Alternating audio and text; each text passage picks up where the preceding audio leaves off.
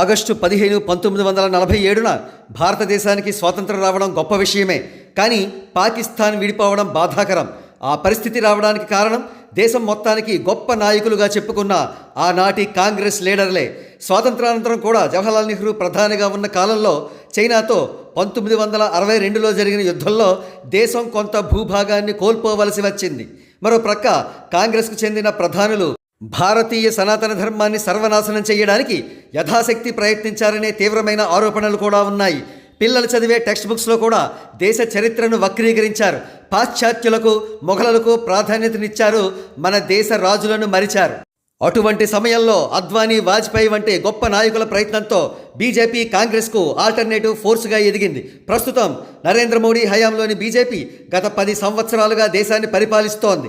ఒక విధంగా చెప్పాలంటే సనాతన ధర్మాన్ని రక్షించే శక్తిగా, దేశద్రోహులను తరిమికొట్టే పార్టీగా ఎన్డీఏ ఎదుగుతోంది. ఈ మార్పుకు కారణం ప్రధాని మోడీ గారు. మరి మోడీ గారి అనంతరం ఎన్డీఏని నడిపించే నాయకుడు ఎవరు అనే ప్రశ్నకు సమాధానంగా మనకు కేంద్ర హోంమంత్రి అమిత్ షా గారు, యూపీ సీఎం యోగి గారు కనిపించవచ్చు. రాబోయే కాలంలో వీరిద్దరిలో ఎవరో ఒకరు ప్రధాని కూడా కావచ్చు. కానీ ఎన్డీఏకి ఇప్పుడు కావాల్సింది మోడీలా దేశం మొత్తాన్ని తన వైపుకు తిప్పుకునే తిరుగులేని మాస్ లీడర్.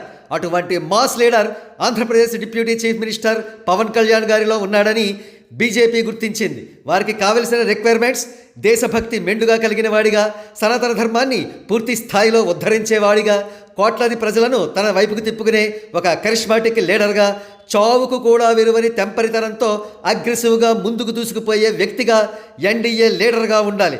అటువంటి లక్షణాలన్నీ పరిపూర్ణంగా ఉన్న వ్యక్తి పవన్ కళ్యాణ్ గారు. బీజేపీ స్వతహాగా దేశభక్తుల పార్టీ. ఆ పార్టీకి చెందిన సుప్రీం లీడర్స్ అందరూ దేశం యునైటెడ్గా ఉండాలని, మొక్క చెక్కలు కాకూడదని కోరుకుంటారు. అత్యధిక సంఖ్యాకులు ఆచరించే సనాతన ధర్మాన్ని ఉచ్చ స్థితిలో నిలబెట్టాలని కోరుకుంటారు. వారి ప్రణాళికలు ఏ విధంగా ఉంటాయంటే రాబోయే కొన్ని వందల సంవత్సరాలకు లేదా ఏనాటికి కూడా భారతదేశం వైపు మరో దేశం కన్నెత్తి చూసే సాహసం చేయకూడదు. అందుకే బీజేపీ లీడింగ్ ఫోర్స్గా ఉన్న ఎన్డీఏ కూటమి భవిష్యత్తు ప్రధానమంత్రిని తయారు చేసుకుంటోంది. ఆయనే పవన్ కళ్యాణ్ గారు. అంటే ఇప్పటికిప్పుడు పవన్ కళ్యాణ్ గారు ఎన్డీఏ తరఫున పీఎం క్యాండిడేట్ అయిపోరు. అందుకు మరొక 5 సంవత్సరాలు పట్టవచ్చు, 10 సంవత్సరాలు పట్టవచ్చు, లేదా 15 సంవత్సరాలు పట్టవచ్చు. కానీ ఆయన భవిష్యత్తు ప్రధానమంత్రి కావడం మాత్రం పక్కా. అందుకే ప్రస్తుతం ఎన్డీఏ కూటమి పవన్ కళ్యాణ్ గారిని కేవలం ఏపీకే పరిమితమైన నాయకుడిగా అంగీకరించడం లేదు. ఆయన చేత తెలంగాణలో ఎన్నికల ప్రచారం నిర్వహింపచేసింది.